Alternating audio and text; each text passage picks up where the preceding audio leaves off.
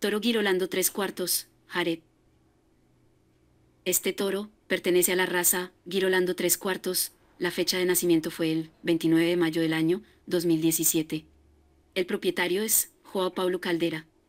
El padre es Guadalabese Butleret y Alterosa Braley FIVA Zapetúa 9024H. Como abuelos paternos tiene a Bacon Hill Montroset y Guadelmase y Belindaet. Como abuelos maternos tiene a Roque Gibraley y Feicao F. Mutum, Mut 754. Este toro participa en la prueba de progenie de Embrapa, presenta dosis de genética sexada. Los resultados de la prueba de progenie se darán a conocer el año 2027.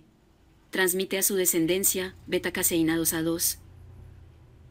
Las condiciones ambientales juegan un papel fundamental en las explotaciones del ganado bovino. En el caso de las altas temperaturas, se debe considerar que deprimen el metabolismo y reducen considerablemente los niveles de producción en el hato.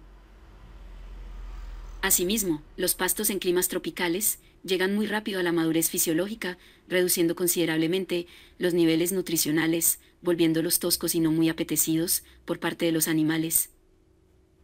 Por ello, a través de los años, la raza Girolando se ha convertido en una alternativa para mejorar la producción lechera debido a su rusticidad, resistencia y adaptabilidad al medio tropical.